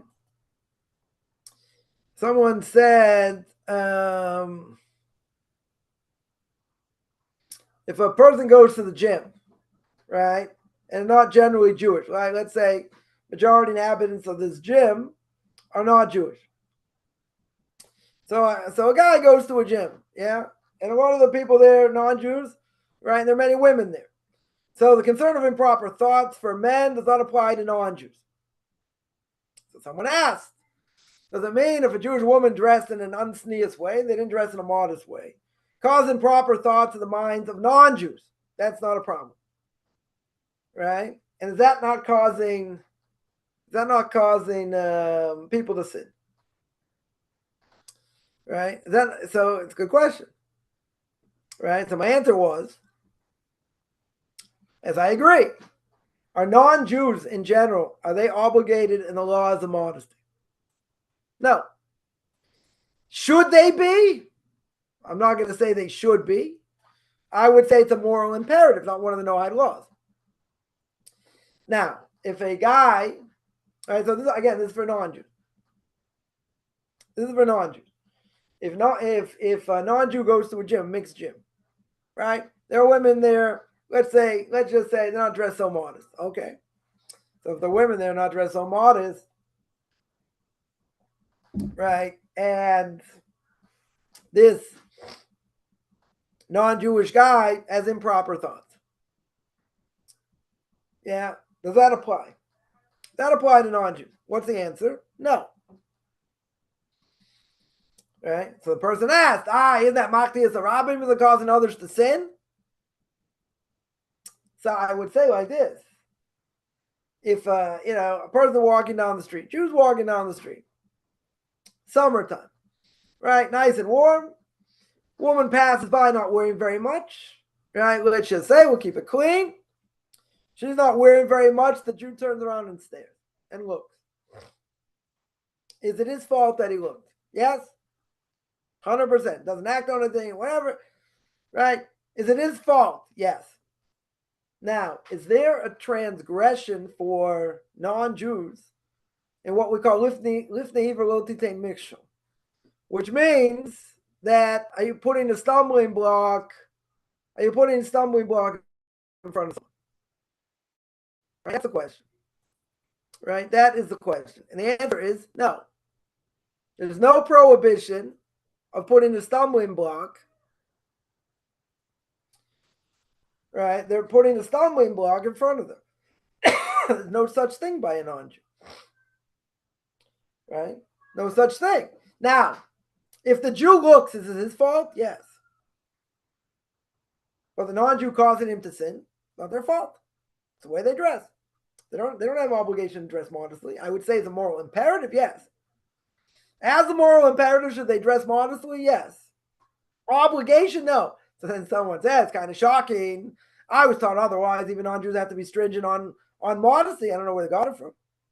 right? The Torah says, third paragraph of the Shema, Lo tetzorach levavchem achar einechem. You're not allowed to go after your heart and after your eyes. Who's that apply to? It doesn't apply to non-Jews. It applies to men and to women, but it applies to Jews, right? They said, I was taught otherwise. Well, you're wrong. Sorry to say, right? That's not true. We don't hold that way. Now, would I say that it's a good thing for women, non-Jewish women to dress modestly? Yes. It's a good thing. Is there an obligation? No. There's no obligation. There's no obligation. Right? So, right, the person says, even if he keeps 7 mitzvahs, even if he learns Torah every day, why does he have to be stringent on modesty? I think women should be modest in general. They should dress modestly. And if not, what do you think a guy wants? The more unmodest a person dresses, you're going to say it's the guy's fault for looking and all that. Okay, we're going to keep this clean. That's true. But someone will say, wow, just because she dresses in a modest way doesn't mean she wants certain things done to her. Okay. I'm not saying you're allowed to take advantage. I'm not saying you're allowed to be forceful and all that. That's true. That is true. But someone's going to say, I'll dress the way I want. And if someone, they have other thoughts and different things, that's their problem. Okay. You're right. It's the guy's fault. 100%. Are they helping the situation? No. Are they causing the situation? Technically, yes. Because if they're all dressed up in a burqa, ain't no one going to stare in general. Or even just dressed modestly and a guy stares, okay, right? We need more covered up. But in this case, she's not covered up very much at all.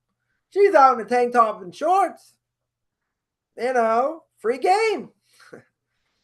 I'm not saying they should act on anything or do anything. I'm not saying that. I'm just saying if a guy's going to look, you're right. It's wrong for them to look. But they're causing them to look. They can say, I don't care. They should mind their own business. They should keep their eyes to themselves. You're right. No one disagrees here. Right? We're all in agreement. Okay. But when a person is dressing that way and showing off her body, she wants people to look at them. That's what she wants. Otherwise, you wouldn't dress that way. But people don't even have that sensitivity. Today, people do not even have that sensitivity. They'll say, I'll dress the way I want, and if you get excited, that's your problem. It's a normal human reaction. No, it's not what God wants. And it's supposed to be harnessed in the right way. It's not supposed to be suppressed. Yeah, but you have to control it. So this is an area, it's a serious problem. There's a serious problem. A guy walks outside in the summertime. Serious problem. A lot of people just look at the ground. They don't want to see anything. Doesn't mean they're rude to other people. They don't want to see what they don't need to see. So people dress provocative. They say, it's my choice. You're right. It's 100% their choice. So by a non-Jew, there's no such thing as lifnei mixture, putting stumbling block in front of someone. I would say it's a moral imperative. They shouldn't do it. Yeah, 100% they shouldn't do it. But it's not because they're obligated. I would think for themselves they should do it just to protect themselves.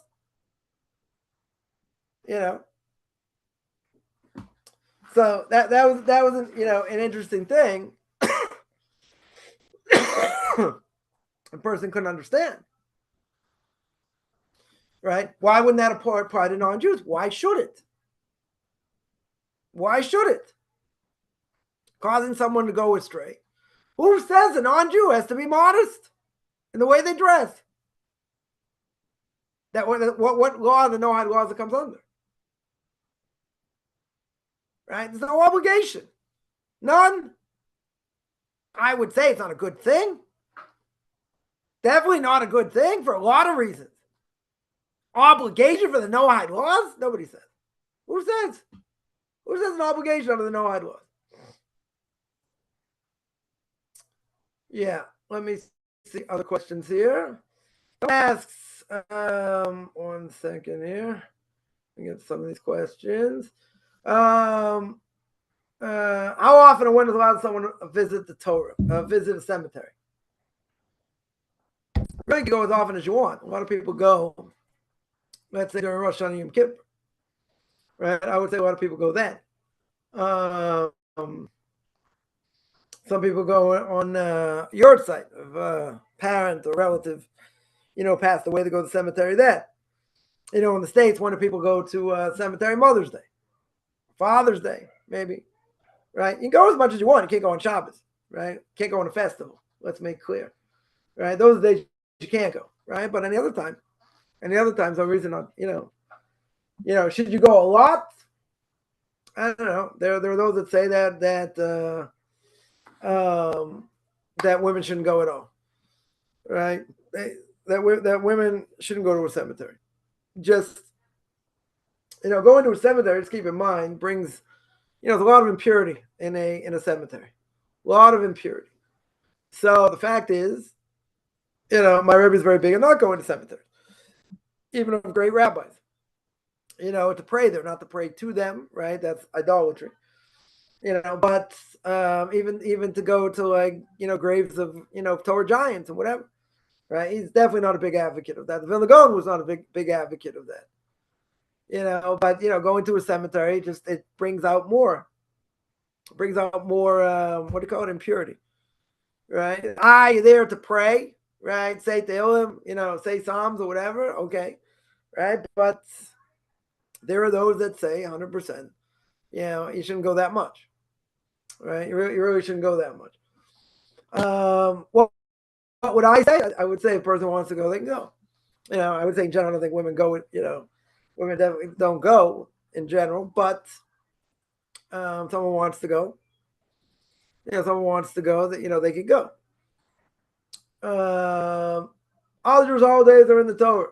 Most holy is Shabbos. That is true. Somebody mentions living in a big pig processing place. Okay. They electrocuted them. And nasty. Yeah. Again, even you zap them and then you kill them is one thing, but just to juice them is I guess it's easier in a certain way. You don't get as dirty, when you're trying to hold them down and and this and that, whatever. But yeah, I'm just saying, I think it boggles the mind. These people say what we do is so cruel. I don't know, how do you take an animal and electrocute them? I know you say it's better for the environment. I don't know. I don't have any good answers. That it just seems ludicrous. That and how is boiling a lobster live? How is that not cruel? How is that not cruel? And again, anyone who's done it, anyone who's seen it, and they ate it, they didn't have any problems. They didn't have any moral issues. I never heard anyone when I was growing up had a moral issue with it.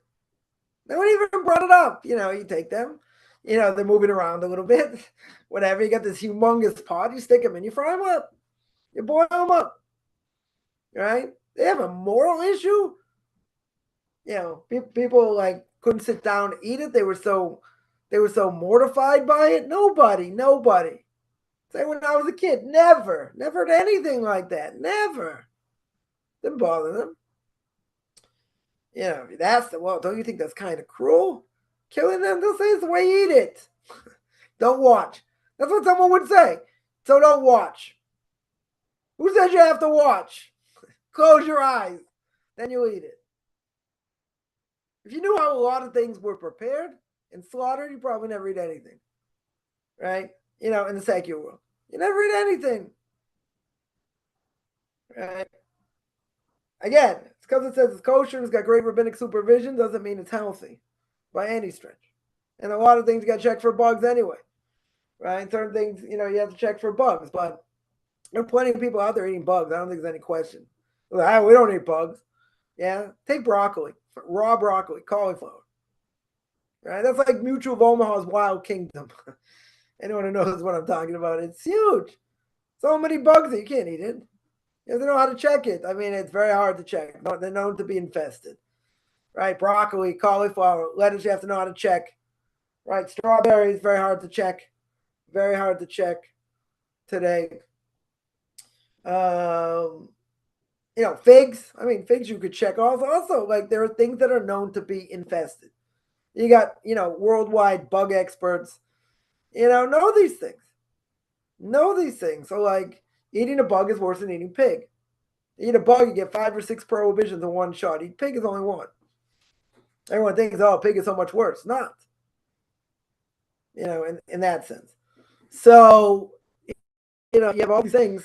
You have all these things going on where a person would say, I never eat bugs because you never checked. A person checks, what do you call it? Nuts. Nuts here in general. Here in Israel, known to be buggy. Got to know how to check them. Outside of Israel, like, here in Israel, we check rice. Outside of Israel, we don't have to check rice. Rice is normally clean.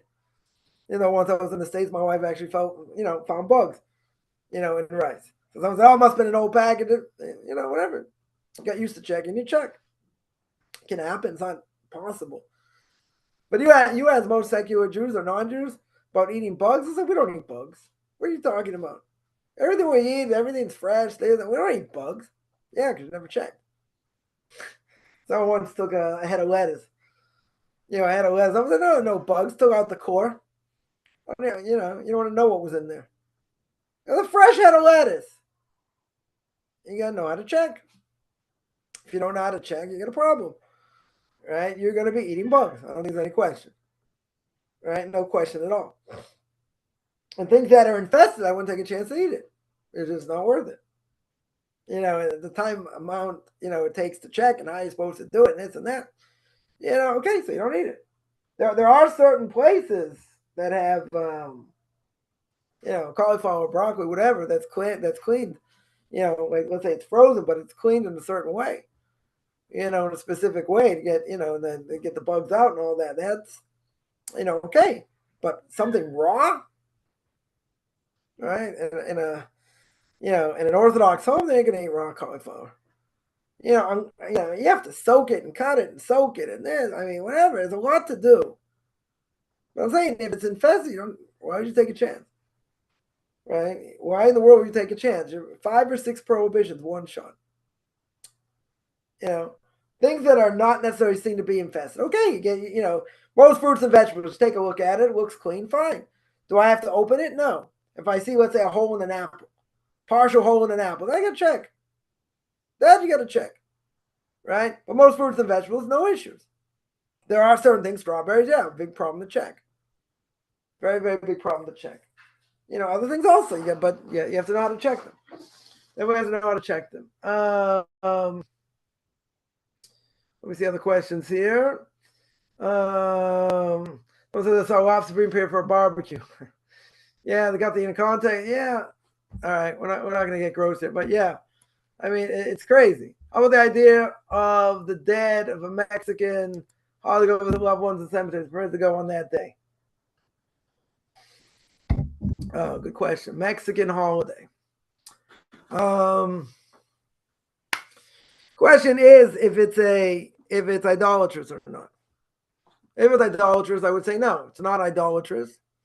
If it would be day, let's say like in the States, let's say it's some people go to the cemetery. I know people go to the cemetery, let's say on Mother's Day. All right, or some go on Father's Day, right? It's only a day for Hallmark, but make a lot of money on cards and different things. But many would say you shouldn't celebrate it anyway, even though it's just like getting together with family, because it's like going in the ways of the non-Jews. Right, but let's say on that day, it's not idolatrous. It's not idolatrous. Can you go to the cemetery on that day? You could. Right, nothing wrong with it. So if you're talking about a case where it's not a idolatrous holiday, then yeah, it should be all right. Someone here brings out, I think vinegar helps bugs to come out. That could be. A lot of times, you take vegetables, fruits and vegetables, you wash them first. Right, you can get a carrot. Let's say sometimes carrots have splits in them. So that you got to cut them open and see, see if there's any bugs in. right? So fruits and vegetables that don't normally need to be checked, you just look at them superficially. Let's say you have an orange, right? Seeds of orange now, and you see black on the outside or like somewhat like a web. So then you got to open it up, right? So then you got to see if it went through or not, cut it open. But most things, if they don't have holes in it, then I don't have to check it. If you have holes in it, there might be a worm in there, right? So that you got to check. Americans are very, I don't know about Europeans. Say by Americans, take a piece of fruit, just put it in your mouth. You don't check it. You don't cut it open. It's better to cut it open. We're kind of lazy. We don't want to do that. But I'm saying, if you looked at a peach, right? You looked at a plum, you looked at a pear, whatever it is, you don't see any holes in it, right? You don't see any webs, you don't see any holes in it. Do I have to open it up? No. Is it better to? Maybe. I'm not going to say not, but I don't have to. My obligation does not go that far. I don't have any reason to. If I have an apple and there's a hole in the apple, yeah, then you have to cut it open, right? Then you cut it, or you eat around it, either way, right? But you cut it open. Why? Because something probably burrowed inside. Something relative. It doesn't have to be big. It can be relatively small, right? So that you got to be careful, right? But if that, let's say I take an apple or I take an orange. I take a look at it, very quick look at it, very quick glance. No webs, no holes. Can I eat it straight away? Yes. Do I have to worry about it? No. Is it better to cut it open? I would say yes. Do I have to? No. You don't have to, right? You have no reason to, in that sense. But again, that'll take you out of any doubts. I just think, why do most people, or I see most people not do it in general? Because I think they're lazy. I just don't think they want to cut it open. Because I think in general, if it looks okay, why cut it open? You're right. And especially if you're hungry, you don't want to wait another minute or two just to cut it open. But I would say it's better safe than sorry. But, it's not, I wouldn't say it's a criteria to do it. It's better to. I think it's definitely better to. And if you didn't do it and you made the blessing, it's still a good blessing. Right? It's still a good blessing. And most likely you probably didn't find anything anyway, so it's not a problem. But, people will say, I don't eat bugs. And there are plenty of things they eat. Plenty of things they eat that have bugs in them. Person, what's one of the problems also? Let's say you go to a vegetarian restaurant. Let's say someone wants to eat a vegetarian restaurant. There are problems. There are a number of issues. One of the main issues, though, is let's say I'm just going to get a salad, right? That's what people are always saying. I'm not going to eat this. I'm not going to eat that. I'll just get a salad. What could be wrong with the salad? Well, if there's dressing, that could be a problem. Knives, you don't know what they've used for. It could be used for dairy. It could be used for meat. Who knows what? But even so, what's the main problem? Bugs. You think they're checking for bugs? They ain't checking for bugs. Right? In a non-kosher place, they're not checking for bugs. And not even close. So there's a good chance you're eating bugs. You think, what if I check them for, but what if I know how to check them? Okay, there are other issues, but I'm just saying that's the main issue. That's what people say. I'm not eating, not eating anything wrong. I'm just having a salad. What could be wrong in the salad? Bugs. Or a person will say, fine, I'll eat a kosher fish. So let's say they have kosher fish there. A lot of fish is kosher. But, they're putting it on they're frying it or whatever they're doing to it, on the same grill, that's treif. Right? Essentially, it's not kosher. Right? So since it's probably been used within 24 hours, it's going to absorb all that taste of meat, even if there's no meat on it right now. Right? I've heard that a number of times. Yeah, I eat fish out. How can you eat fish out? Even if it's not a meat restaurant, let's say. It's dairy. So you get dairy stuff there is not kosher. So the grill, is dairy with all the dairy stuff on it. Right? And most likely it's been used for 24 hours. Within 24 hours, you can come on to things. Oh, maybe it's not used within 24 hours. So it's not the taste of it. Right? It's not the direct taste. It's one step removed. So, okay, maybe it doesn't go in. And then, yeah, you can come on to certain things, but you still have other problems. What if I want to put an onion on that grill? Onion is something that is sharp. So even if I've had been used in 24 hours, if that knife was used for meat or dairy, you take that onion as that status now when it goes on the grill. I mean, there are a lot of kashrus issues. But the main issue over here is bugs. Right? So someone will say, come on, you're eating a salad. I'm not eating the dressing. No big deal. The only problem, that's the problem, though. Eating a bug is worse. Eating a bug is worse. Right? Bottom line. Yeah, let me see here. Black spots on bell pepper. Ooh. Signal that they're not supposed to buy them. Black spot? Yeah. Black spot's probably got something that probably carved into it or went into it. But again, even if let's say you bought it by mistake. So what do? You got to cut it open, right? You cut it open, check. Right, that'll be the first thing here. Right, that'll be the first thing. If you see something that shouldn't be there, if you see something that really shouldn't be there, you got this black spot, you got webs or whatever, yeah, that's got to be checked. Then for sure, it's got to be checked. Is it if you saw it before, should you buy it? No, right? I wouldn't buy it. The question is, what happens if you did? So if you bought it, now you got to check it. Right, now you got to check it. Right, that would definitely be an issue.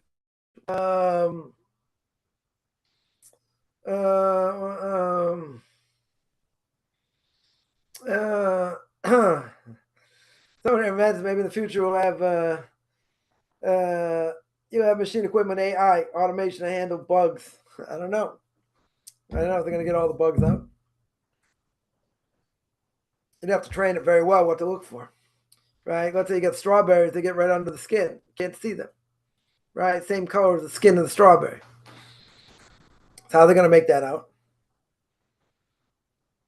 Yeah, AI is not going to be foolproof. It might be better.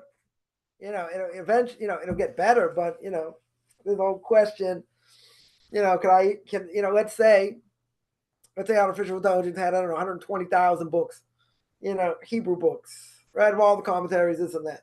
And you ask it a question. It'll come up with the right answer? Huh. Could you listen to the answer?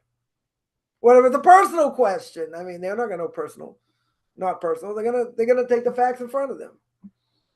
Right? So yeah, if you program it right, then it's gonna look at all the things it's supposed to look at, maybe. Right? It's still not a human element. Right? So that wouldn't take you necessarily out of the problem. Someone imagines, I get ants sticking together, other things. Listen, you could have the greatest kosher supervision. The kosher supervision is not telling you it's bug-free. That you got to check. Right? That you have to check. And if things, let's say, you got, nuts in general have a long storage life. But depending, how they're stored, they could become buggy. Right? That definitely could happen. So, things that have long storage lives, if they're not kept properly, in some ways, yeah, they could have issues either if they didn't have issues before, right? Sometimes you'll see, let's say, in a closed package, let's say of lettuce, right? Say you have lettuce, closed package. What can happen? You can see a fly in there. A fly could have got in.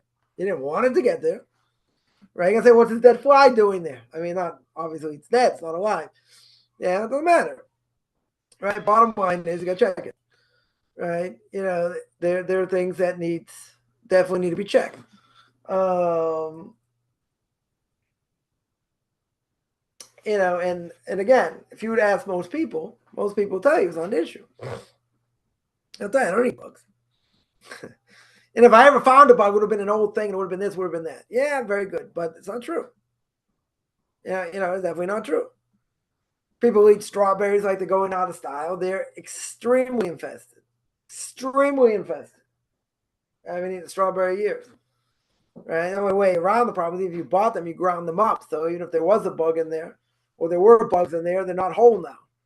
Right? And so you could, you grind them up. That wouldn't necessarily be a problem. But eating them raw, definitely not. Definitely not. They're, it's still a problem. Right? Definitely still an issue. But again, people would say, never eat bugs. Who eats bugs? Nobody eats bugs. Say, come on. Yeah, it's only, stuff that's been out there for a while and this and that. Again, things that do not have to be checked don't have to be checked. We just got in the habit of like checking rice, and because you have to check it here. So in the States, when I found found bugs there. I'm not saying it can't happen. Usually you don't have to check. Usually it's not an issue. Sometimes it could be an issue. But I would tell you, Kaufman's advice would be, if something is inherently infested, raw broccoli, raw cauliflower, something like that, I wouldn't touch it. Right? Now, are there ways technically really to check it? There are ways. But I'm saying, why play around with 5 or 6 prohibitions every time you chew? I don't think anyone wants to take that kind of chance. Yeah. So things that are, heavily infested, you shouldn't touch. It's just not worth it. That definitely not worth it. But again, things that are not known to be buggy, very good. So I just have to spot check it. Just look at it. It looks looks fine. Looks like I don't have any problems. Good. But if I see a hole or something, I have to check it. I have to open it up. And there are times you might be surprised. You definitely might be surprised. You don't want surprises. Let's just say, you don't want surprises over here. But at the end of the day, right? At the end of the day, I would say that when it comes to food, you got to be careful. You got to be very, very careful, right? You want to eat. You don't want to play around with rabbinic supervision. That's one thing. You want to stick to best rabbinic supervision, so you have no issues. But even with the best rabbinic supervision, it's not telling you that, it's not bug-free. Right before Shabbos, I make a salad, a chickpea salad with, corn and peas, whatever. So chickpeas, you got to cut open, right? Even if they have good rabbinic supervision, you got to cut them open. Kind of a pain. You got to cut, you cut them in, you cut them in half, and you really cut them in quarters, right? Sometimes they can get underneath it. Sometimes the bugs can be really small. So, you take a handful. You cut them up.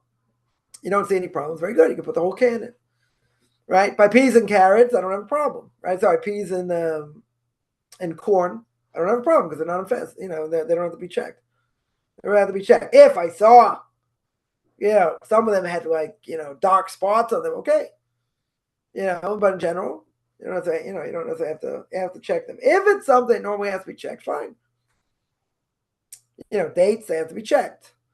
What do you call it? What's the dried fruit I'm thinking of? Whatever. There are different things. There are different things. Figs for sure have to be checked. I mean, I wouldn't even bother. They're infested, right? Generally infested. But grains.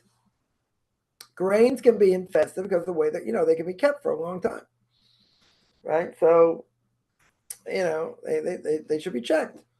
These are things, again, for a Jew you don't want to mess with. You're gonna say, but if you ate it inadvertently and this and that, it still has an effect. I remember someone asked me, "What if you did it by accident? You weren't, you didn't find it, and you actually accidentally ate it." Yeah, right. So I looked it up. Yeah, there's an effect. There's still a negative effect if you did it by accident. Doesn't mean you did it on purpose. You did it by accident. Okay, it happened. Just because it happened by accident doesn't mean it doesn't have an effect. Keep that in mind. All right, keep that in mind. Yeah, any other questions? I think I'm very far here, per usual. I remember, I'll give another example. Right, give another example. Somebody, I don't know, it was years ago, was cutting up, I don't know, some processed cake or whatever it was, and found some stuff in there, was dead. Okay, right? It wasn't something normally would have to check. It can happen. Things can get in, but that I would say you don't have a problem in general because it should be clean. There shouldn't be anything in there. But just so happy, started cutting it in. Right, well, I won't tell you what he found. But that was it. That was it. And so, in general, by rice, let's say you're checking for rice. You found 3 bugs, throw the whole thing out. If you found 1 bug, it's one thing. Found 2 bugs, one thing. Found 3 bugs already, it's probably infested. So you have to throw the whole thing out. That's by what do you call it? By rice, by flour, these type of things. Legumes, right? 3 is enough to say it's infested. So therefore, it doesn't matter how much of it you have left. You have a whole bag of flour. You found 3 bugs, chuck the whole thing. You gotta chuck the whole thing. Most likely the whole thing is infested. Even if you didn't find another bug, doesn't matter. That's how lucky. You gotta throw it out. Right? But again, better safe than be sorry. And eating bugs is a serious thing. Right? It's a serious thing. It dulls the soul for a Jew. Even if science hasn't proven it, irrelevant. Right? It dulls the soul. It makes it harder to learn Torah. Yeah. Any other questions? Whoops.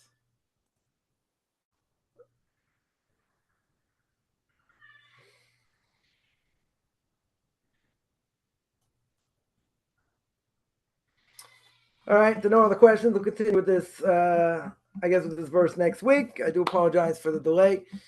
Not my fault. I figure out Zoom over here. But anyway, anyone has any questions, find me on Facebook at Michael Chaim Kaufman, Beyond Orthodox Conversion to Judaism, orthodoxconversion.com, and Beyond Orthodox Conversion to Judaism on YouTube. There I got videos on Torah portion of the week, Q&As, Book of Leviticus, Ethics of Our Fathers, Pirkei Avos.